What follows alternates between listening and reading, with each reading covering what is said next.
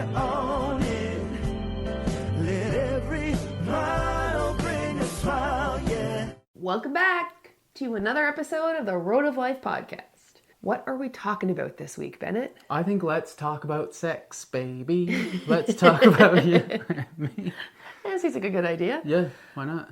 I mean, we're getting close to Valentine's Day. I believe it's episode 69. So, nice. Why not? Why not? Sex seems like a reasonable topic for such an incredible episode.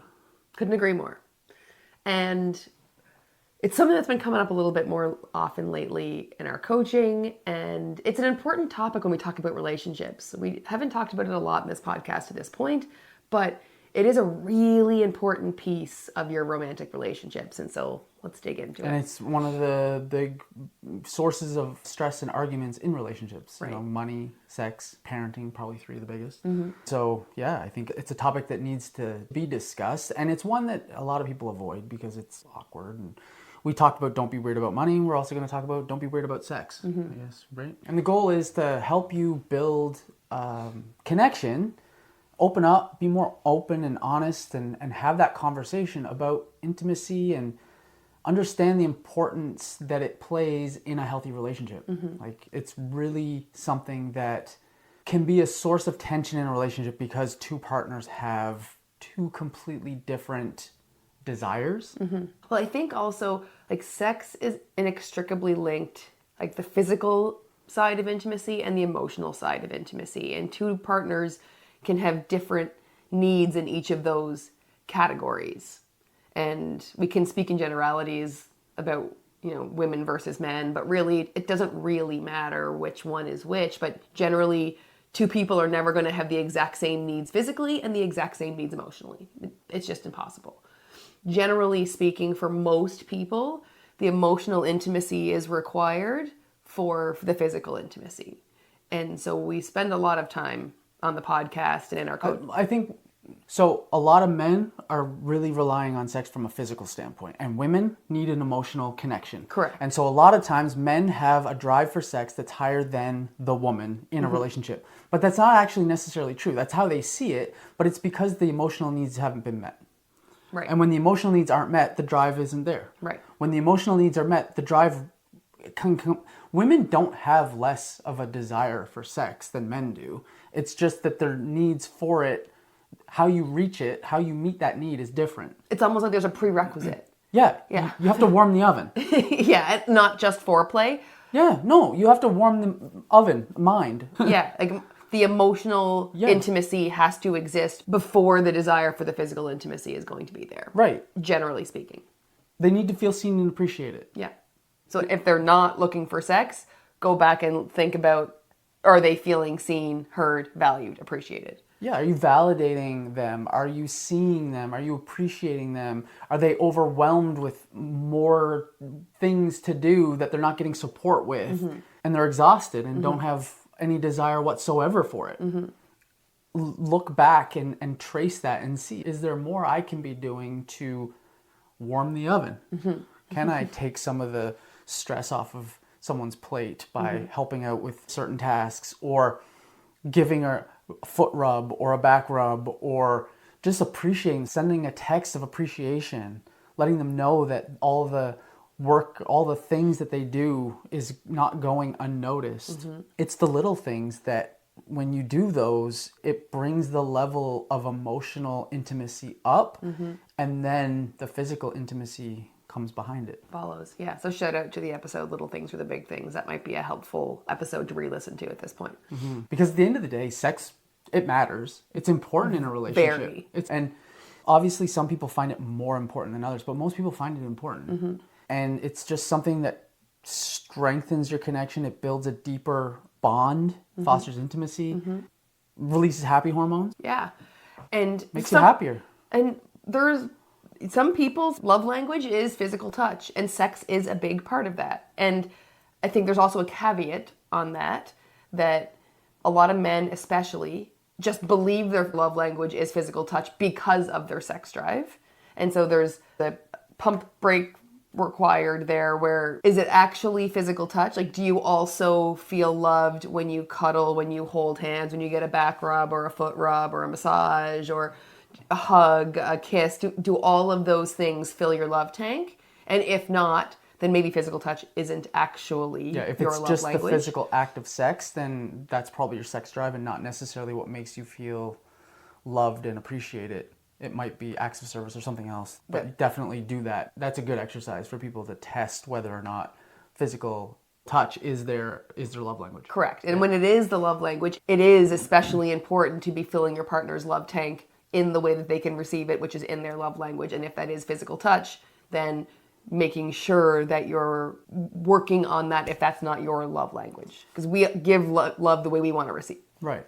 So I think it's really important to understand that the act of having sex and having that compromise in, because it's so important to a relationship, it's not just the act of it and just saying, okay, let's do it. Like that isn't going to meet they're not going to feel loved and appreciated if it feels like a chore. If it feels, I'm just going to lay here, do your thing. If it feels like a chore, then it's not going to have the same effect. Correct. It's not about just doing it for the sake of doing it to appease somebody's desire. Totally. It's about building a bond and a connection and deepening your relationship. And I've seen it firsthand. Like I know couples where one had a strong desire for sex and the other did not. And it's a chasm that's really difficult to overcome. Like relationships end when those two needs can't get connected. And so finding a way, if you're having a disconnection with your spouse around physical intimacy, around sex, and one wants it and one doesn't, there's a conversation required there. Because not everyone's going to have the same, like we talked about at the beginning, not everyone's going to have the same level of need, desire for sex, the level of frequency that meets your needs. It's going to be different for everybody. Yeah. So compromise is going to be required. Compromise is going to be required. Yeah. If you're someone who wants sex every single day and the other person wants it once a month, you're probably not getting it every single day. Nope. And once a month is probably not enough. Right. So we're going to have to meet somewhere in the middle. Maybe it's couple times a week, whatever. Yeah. You'll figure that out. But it starts with having the conversation of what are our needs? What are the desires? What is it that we'd like to have out of our sex life? What would make us feel the most loved and appreciated and connected? And can we meet somewhere in the middle? And it's like any other need in your relationship. It's like communication. It's like anything else. You're taking an action because you also want your partner to feel loved. You do the little things to make them feel loved and appreciated because you love them. You validate their feelings because you love them. You don't always have to agree. It doesn't always have to be the way you would do it. But you do these things in a relationship because you love them. And pro tip, have the conversation not in the bedroom when you're trying to have sex. 100%. Or like when emotions and like, oh, you never want to have sex. I'm trying here. And that's not the time. Outside, have an intentional conversation. Plan it ahead of time. When there's you're at the kitchen table. Yeah. And actually, you've raised a good point that even separate from the sex conversation, trying to keep all of the conflicts out of your bedroom. Yeah. Like leave your bedroom for sleeping and sex, period. Try to keep those difficult conversations somewhere else so that that energy is not in your bedroom anytime. Yeah, for sure. And like any difficult conversation, like we talk about, if you think having an uncomfortable conversation is hard, wait until you see the results of not having one. Yeah. So this is going to be a difficult conversation if you're on very different pages with this, but it's one of those things that you need to figure out. You need to get in and have the conversation and figure out that compromise so you can move forward. 100%. So start with that conversation and learn your partner's needs. Like, make space for them. Understand where they're coming from, what their feelings are, and no judgment. And both ways, just listen. Listen to understand, and then speak to be understood. And ask open-ended questions like, how can I make you feel more desired or make you feel more comfortable with, sex in the bedroom, those sorts of things. And in addition to sex, because obviously that's the point of what we're talking about, it's a big part, there are other things you can do too to meet some of those physical needs. You're never going to avoid being able to have sex. That's an important part of the relationship. But some ways that might be helpful, especially for the person who's got the lower sex drive, is more physical contact leading up to, more cuddling on the couch, more cuddling when you get into bed together. Massages, naked massages actually, are great from that physical skin to skin contact and getting more comfortable physically together.